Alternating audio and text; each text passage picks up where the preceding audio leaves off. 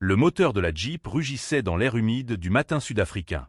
Michel Thérain, avec sa peau burinée par le soleil et les rides profondes gravées autour de ses yeux bleus, conduisait avec aisance sur les routes de terre rouge. Ses cheveux argentés, coupés courts, et son corps mince et nerveux reflétaient 53 années de discipline militaire avant qu'il ne quitte les forces spéciales britanniques pour s'installer dans ce pays. Derrière lui, 6 bergers allemands étaient assis en silence, leurs yeux scrutant le paysage environnant avec vigilance.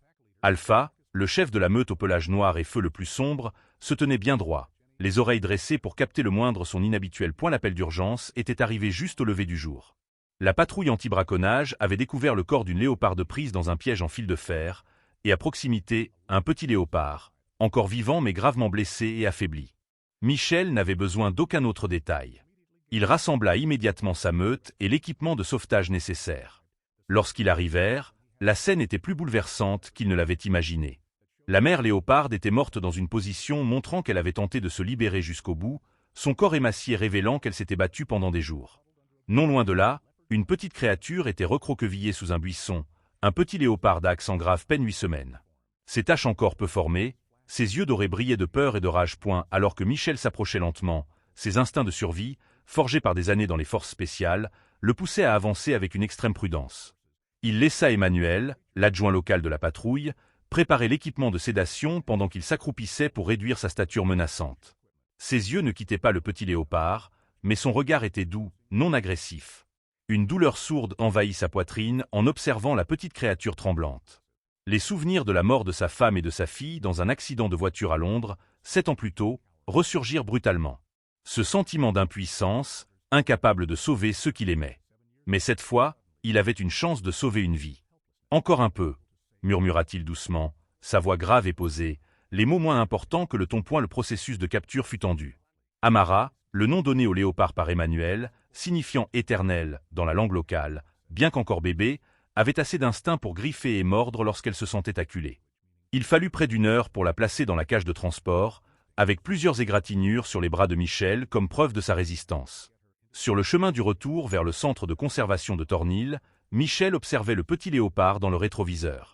Ses yeux, sauvages, douloureux et solitaires, reflétaient quelque chose de terriblement familier. Michel reconnut la ressemblance entre cette âme blessée et lui-même lorsqu'il était arrivé en Afrique du Sud 5 ans auparavant, cherchant la rédemption après ses pertes. Le centre de conservation de Tornil était le projet passion de Michel après avoir quitté l'armée. Construit sur 50 acres de nature sauvage, il servait à la fois de centre de sauvetage pour animaux et de centre de formation pour chiens anti-braconnage, combinant les 2 passions qui avaient sauvé Michel de l'abîme après sa tragédie personnelle. Le financement provenait de sa pension militaire, d'une partie de l'héritage familial et de subventions qu'il devait constamment batailler pour obtenir. Alors que la Jeep entrait dans le complexe, Michel ordonna à la meute de rester dans le véhicule pendant qu'il transférait Amara dans la salle vétérinaire. L'installation vétérinaire de Tornil n'était pas grande, mais bien équipée, résultat des relations que Michel avait nouées avec des organisations internationales de conservation. Le vétérinaire en chef, Dr. Enlovu, un grand Sud-Africain aux mains remarquablement habiles, était prêt. Pendant qu'Enlovu examinait Amara, Michel s'occupa de la meute, Alpha, Max, Sierra, Duc, Luna et Nova. 6 chiens entraînés pour protéger la faune et détecter les braconniers. Chacun avait sa propre histoire. Alpha était un ancien chien militaire. Luna avait été sauvée d'une ferme canine abusive. Nova était la 2e génération élevée par Michel depuis son plus jeune âge. Il représentait la seconde vie de Michel, une équipe pour remplacer la famille qu'il avait perdue. La relation de Michel avec sa meute allait bien au-delà de celle d'un dresseur et de ses animaux. Il comprenait chaque chien d'une manière qu'il n'avait plus comprise avec les humains depuis la mort de Sarah et Emma. Alpha, en particulier, semblait lire dans son âme. Les yeux bruns foncés du chien croisaient souvent ceux de Michel avec une compréhension qui le poussait parfois à détourner le regard. À la tombée de la nuit, Michel retourna dans la salle vétérinaire pour vérifier la situation. Docteur Enlovu avait terminé son travail. Amara était stabilisée, ses blessures traitées, des fluides intraveineux administrés, et elle avait été placée dans une zone d'isolement réservée aux animaux sauvages récemment secourus. Protocole standard, aucun contact humain au-delà du strict nécessaire, aucun contact avec d'autres animaux, et préparation à une réintégration dans la nature dès que possible. Docteur Enlovu, avec une expression sérieuse, avertit Michel de l'état mental du léopard.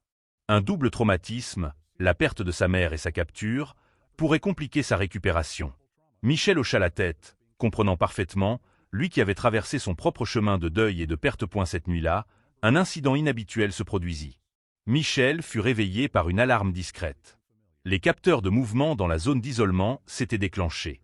En se précipitant sur place, il découvrit une scène incroyable. Alpha, le chien le mieux dressé, s'était échappé de la zone de la meute et était allongé juste devant l'enclos d'Amara.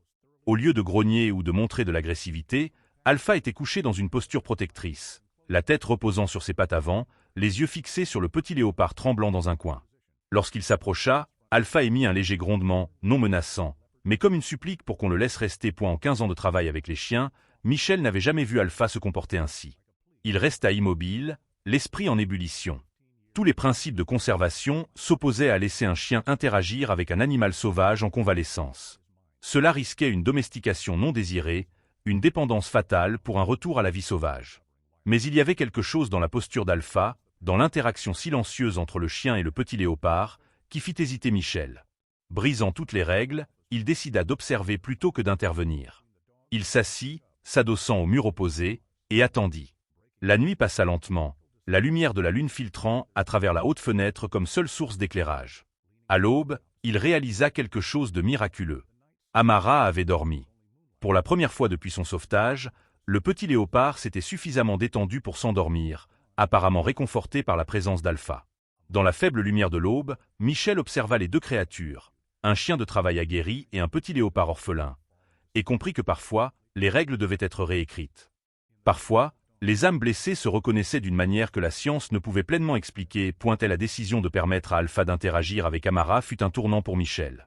Il avait passé toute sa carrière post-militaire à suivre des procédures de conservation orthodoxes, conscient que ces règles avaient des raisons valables. Mais en observant les changements chez Amara au fil des jours, il ne pouvait nier ce qu'il voyait. Le petit léopard, qui auparavant ne mangeait que lorsque personne n'était en vue et restait constamment en état d'alerte, commençait à se détendre en présence d'Alpha. Michel documenta chaque interaction, notant soigneusement les horaires, les comportements et les réactions. Ce n'était pas seulement un pari sur le développement d'Amara. C'était une expérience qui pourrait changer leur approche des animaux secourus à l'avenir. Docteur Enlovu s'opposa fermement lorsqu'il apprit cet arrangement. En tant que spécialiste dûment formé, il croyait aux méthodes éprouvées. Mais Michel persista, montrant à Enlovu les changements chez Amara.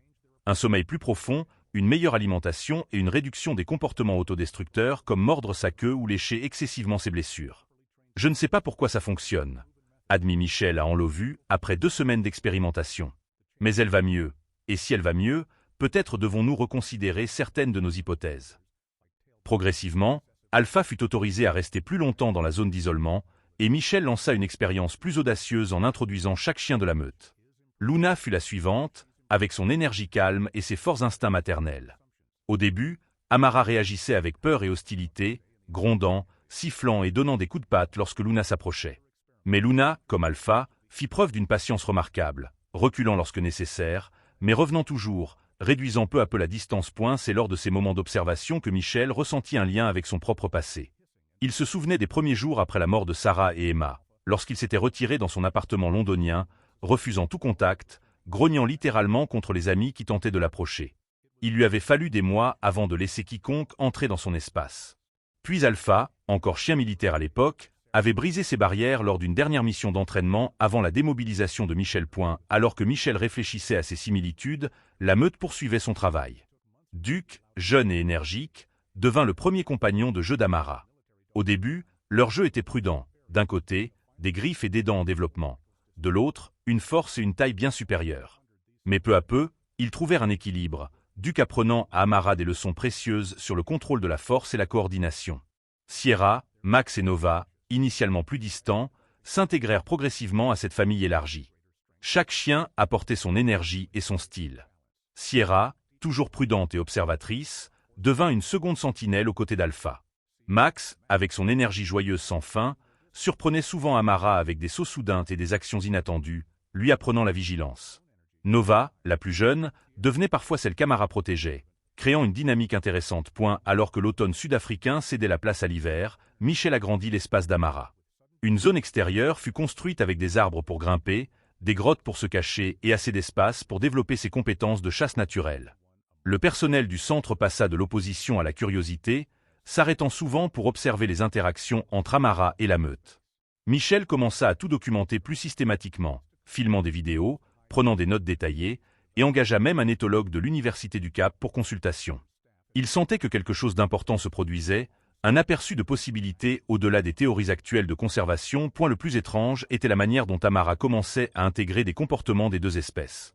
Le léopard conservait ses instincts naturels d'escalade et de dissimulation, mais répondait aussi à des commandes de base utilisées par Michel avec la meute, comme « assis »,« reste » et même « viens ici », bien que son obéissance restait optionnelle, à la manière typique des félins. Le soir, après le travail de la journée, Michel s'asseyait souvent dehors près de la zone d'Amara avec un verre de whisky et un carnet. Il notait ses pensées et observations, mais aussi ses émotions de plus en plus complexes.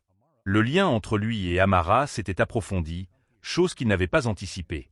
Parfois, les yeux dorés du léopard cherchaient les siens avec une compréhension qui lui serrait la gorge. Une nuit, alors que l'hiver sud-africain était à son apogée et qu'un vent froid soufflait à travers la réserve, Michel se surprit à raconter des histoires à Amara et à la meute. Il parla de Sarah, de son sourire, de son rire, de la manière dont elle savait toujours quand il avait besoin de silence après une mission difficile. Il parla d'Emma, âgée de seulement 6 ans lorsqu'elle mourut, avec sa passion pour les animaux et son rêve de devenir zoologiste. Il parla de l'accident, du camion qui avait perdu le contrôle, de l'impact latéral, et de la manière dont sa vie s'était arrêtée ce jour-là avec la leur. Alpha posa sa tête sur les genoux de Michel. Amara observait depuis sa position préférée sur une branche basse. Aucun mot ne fut prononcé, mais Michel se sentit écouté pour la première fois depuis des années. Alors que l'hiver cédait la place au printemps, Amara avait considérablement grandi.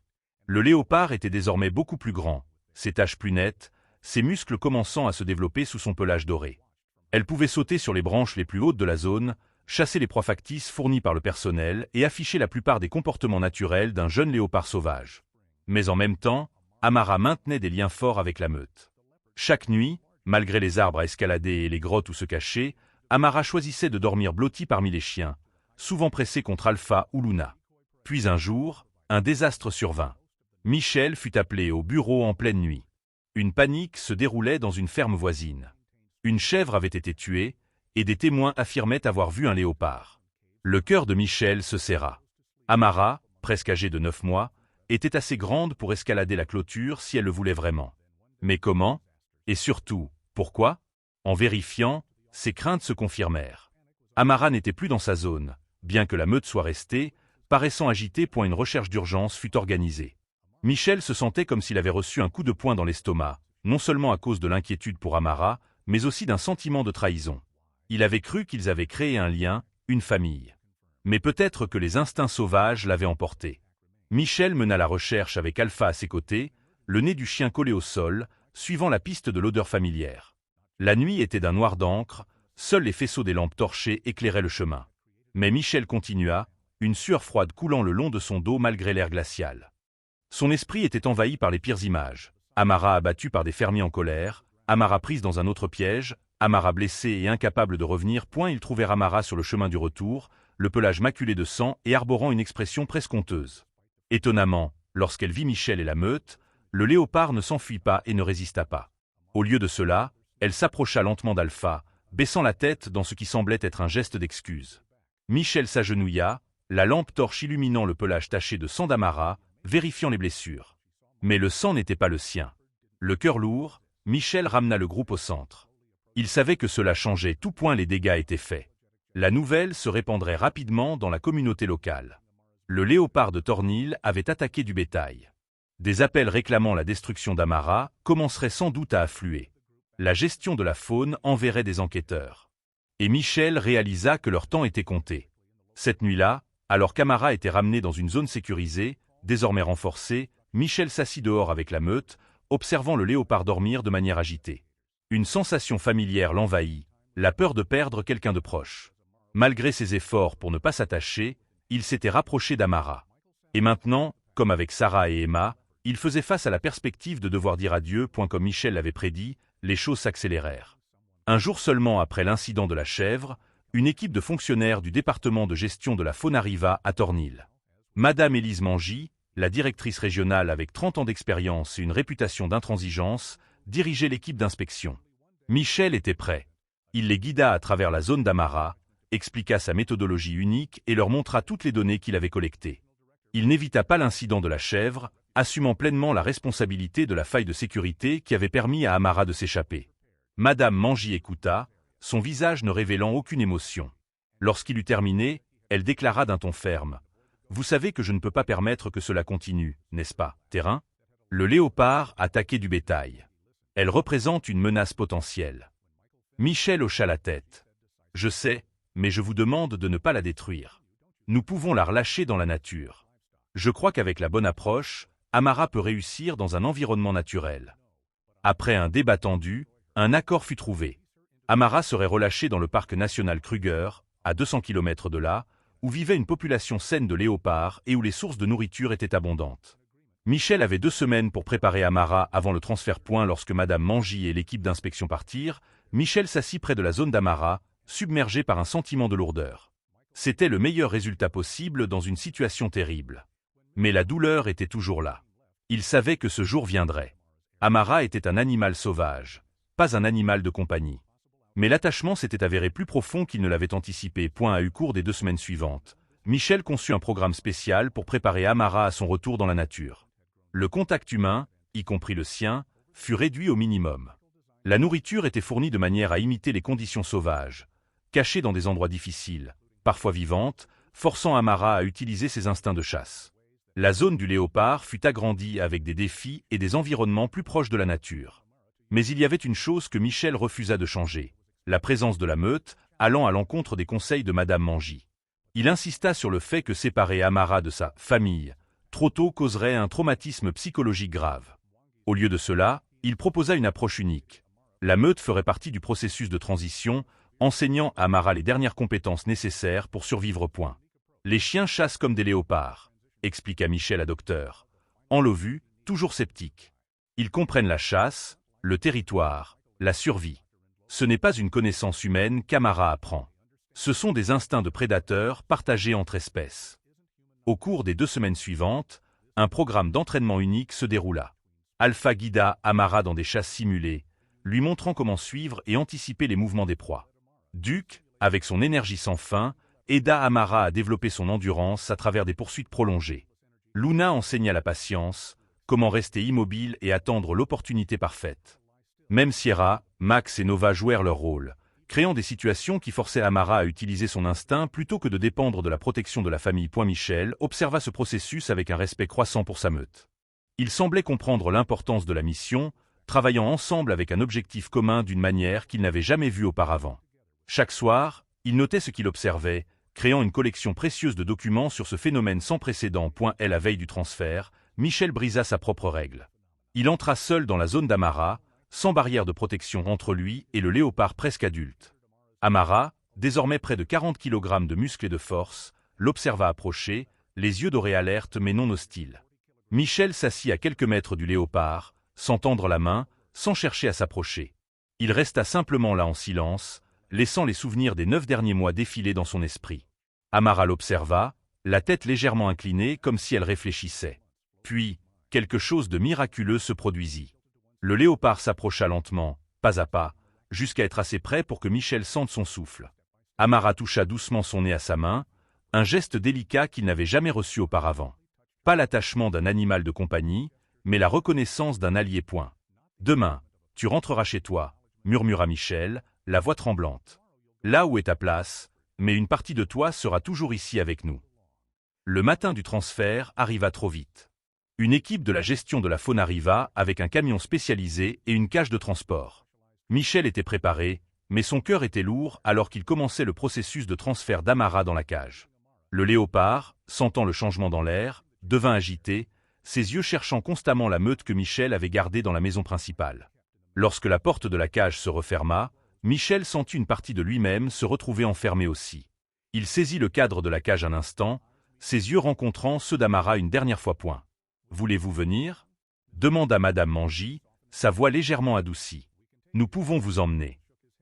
Michel secoua la tête. Non, je pense que le meilleur adieu a déjà été dit. Le camion partit, emmenant Amara vers sa nouvelle vie. Michel resta là, regardant la poussière s'évanouir sur la route de terre jusqu'à ce qu'elle disparaisse complètement. Lorsqu'il se retourna vers la maison principale, il trouva la meute qui l'attendait. Siperdieu le regardant avec interrogation.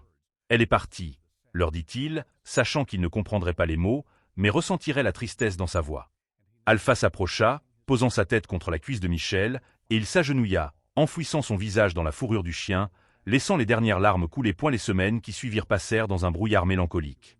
Michel se concentra sur son travail, sauvant d'autres animaux, entraînant la meute pour des missions anti-braconnage, poursuivant la recherche et le développement du centre de conservation de Tornil. Mais l'ombre d'Amara restait présente partout, dans la zone vide où le léopard vivait autrefois, dans la manière dont la meute regardait parfois dans sa direction, dans les rêves de Michel la nuit. Madame Mangy envoyait occasionnellement des mises à jour. Amara avait été relâché dans une zone reculée du Kruger, surveillé à distance avec un collier GPS. Les données initiales étaient prometteuses. Le léopard se déplaçait régulièrement, montrait des signes de chasse réussis et semblait s'adapter à la vie sauvage. Chaque rapport apportait à Michel à la fois du réconfort et de la douleur. Du réconfort qu'Amara survivait. De la douleur qu'elle ne faisait plus partie de sa vie. 3 mois après le jour du transfert, Michel reçut un appel inattendu de Madame Mangy. « Il y a quelque chose que je pense que vous devriez voir, » dit-elle, sa voix teintée de perplexité. « Nous surveillons les schémas de déplacement d'Amara, et elle est en chemin pour revenir. » Michel resta figé, le téléphone pressé contre son oreille. « Revenir où ?»« À Tornil, terrain. Elle a quitté le parc il y a 2 jours et se dirige droit vers votre centre. Nous avons essayé de l'intercepter, mais elle est très intelligente et très déterminée. » Michel raccrocha, le cœur battant. C'était impossible. La distance était trop grande, le terrain trop dangereux, et Amara n'avait aucune raison d'essayer de revenir. Mais lorsqu'il alla à la fenêtre, il vit Alpha et toute la meute debout, alerte, la tête tournée vers le sud, les oreilles dressées. Il savait. 2 jours plus tard, alors que l'aube se levait, Michel fut réveillé par les aboiements excités de la meute. Il se précipita hors du lit, courut dehors, vêtu seulement d'un pantalon de pyjama et d'un t-shirt, sans chaussures.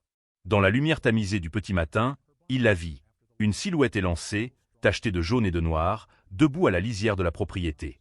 Amara. Le léopard était revenu, son corps plus mince après le long voyage, mais toujours fort et plein de vie. Elle se tenait là, ses yeux dorés fixant Michel, la queue oscillant doucement de gauche à droite. Michel resta immobile, n'osant pas respirer. La logique lui disait que c'était un léopard sauvage, potentiellement dangereux, imprévisible, mais son cœur savait mieux. C'était Amara. C'était la famille. La meute surgit de la maison, entourant Michel. Alpha mena le chemin, avançant prudemment vers Amara, les oreilles dressées dans une posture alerte mais non menaçante. Lorsque la distance entre le chien et le léopard ne fut plus que de quelques mètres, tous deux s'arrêtèrent, s'observant. Puis Alpha baissa la tête, un geste de soumission que Michel n'avait jamais vu le chef de la meute montrer à quiconque. Amara s'avança, pressant son nez contre la tête d'Alpha, et un son doux, ni tout à fait un grognement ni tout à fait un ronronnement, résonna dans l'air calme du matin. Un à un, toute la meute s'approcha, formant un cercle autour d'Amara. Luna lécha le visage du léopard. Duke s'allongea, montrant sa soumission. Sierra, Max et Nova l'accueillirent chacun à leur manière, et Amara accepta tout, se tournant pour toucher chacun comme pour vérifier que tout le monde était toujours là. Michel s'approcha pas à pas, jusqu'à ce qu'ils se tiennent au bord du cercle. Amara leva les yeux, croisant son regard. Dans ce regard, il vit quelque chose de changé, une nouvelle sauvagerie, une indépendance et une force qui n'étaient pas là auparavant. Mais il vit aussi de la reconnaissance et quelque chose proche de l'affection. Sans savoir ce qui le poussait à le faire, Michel s'agenouilla et tendit la main, paume vers le haut. Amara s'approcha, prudente mais sans peur, et toucha doucement son nez à sa main. Pas une soumission, mais une reconnaissance. Madame Mangy et son équipe arrivèrent dans l'après-midi, équipés de fusils à tranquillisants et de cages de transport. Ils restèrent stupéfaits devant la scène qui s'offrait à eux. Michel assis sur l'herbe, la meute allongée autour de lui, et Amara, le léopard sauvage, allongé à quelques mètres, détendu mais toujours alerte. « Ça ne peut pas arriver », murmura Madame Mangy, abaissant son arme. « Les léopards ne reviennent pas vers les humains. Ils ne forment pas de groupe avec d'autres espèces. Cela va à l'encontre de tout ce que nous savons. » Michel hocha la tête, sans quitter Amara des yeux. « Parfois, nous devons réécrire ce que nous pensons savoir. » Après des heures de discussion tendue, un nouvel accord fut conclu. Amara ne serait pas recapturé ni forcé de retourner à Kruger. Au lieu de cela, le léopard serait autorisé à errer librement, avec un collier GPS pour le suivi et Tornil comme territoire principal. Michel serait responsable de tout problème qui surviendrait et devrait fournir des rapports détaillés sur le comportement d'Amara. Dans les mois qui suivirent, un nouveau mode de vie émergea. Amara devint un véritable léopard, chassant dans la nature autour de Tornil la nuit, disparaissant parfois pendant des jours. Mais le léopard revenait toujours, souvent apparaissant à l'aube pour partager des moments calmes avec Michel et la meute avant de se retirer pour dormir pendant la journée. Parfois, Amara rapportait une proie, une petite antilope ou un lapin, et la déposait à la lisière de la propriété, comme un cadeau ou un merci. Michel ne touchait jamais ses offrandes. Comprenant que c'était la manière d'Amara de communiquer dans le langage félin, le département de gestion de la faune commença à envoyer des chercheurs pour étudier ce phénomène. Des articles furent écrits, des débats éclatèrent dans la communauté de la conservation, et Tornil devint un point chaud d'attention scientifique. Michel accueillait tout le monde, partageant ses données, mais maintenant toujours une distance sécuritaire entre les chercheurs et Amara. Le léopard avait peut-être choisi de revenir, mais il restait un animal sauvage. Pas une attraction ou une expérience. Un an après le retour d'Amara, Michel était assis sur la véranda de la maison au coucher du soleil, travaillant sur les derniers registres de sauvetage, lorsqu'il remarqua un silence inhabituel. La meute, généralement active à cette heure, se tenait immobile à la lisière de la propriété, tous face au sentier menant à la forêt. Michel suivit leur regard, et son cœur manqua un battement. Là se tenaient non seulement Amara, mais 3 petits léopards. De petites créatures tachetées trébuchant aux côtés de leur mère. Amara avait trouvé un compagnon, donné naissance, et, plus incroyable encore, ramenait maintenant ses petits pour rencontrer sa famille. Alpha fut le premier à réagir, s'approchant lentement du léopard mère dans une posture soumise, montrant aucune menace. Amara attendait, observant, puis émit un grondement doux. Le plus courageux des petits s'avança, le nez frémissant alors qu'il reniflait Alpha, perplexe face à cette étrange créature qui ne ressemblait pas à sa mère, mais qui était clairement acceptée. Michel ne bougea pas, osant à peine respirer. Alors qu'une nouvelle forme d'interaction commençait à se former, la meute de bergers allemands et la famille de léopards sauvages se rencontrèrent dans un espace entre deux mondes, où les anciennes règles ne s'appliquaient plus et où de nouvelles possibilités s'ouvraient. En observant la scène devant lui, une paix profonde envahit Michel. Pas l'acceptation triste qu'il avait ressentie après la mort de Sarah et Emma, mais une tranquillité profonde, une compréhension que la perte n'était pas la fin de l'amour ou de la connexion. Parfois, cela pouvait être le début de quelque chose de totalement nouveau, quelque chose qui transcendait les frontières des espèces, du langage, de la compréhension conventionnelle. Dans le magnifique coucher de soleil sud-africain, une famille non conventionnelle mais aimante et liée s'était réunie. 6 bergers allemands, un léopard sauvage, 3 petits léopards et un homme qui avait autrefois tout perdu, mais qui avait retrouvé le chemin de la vie.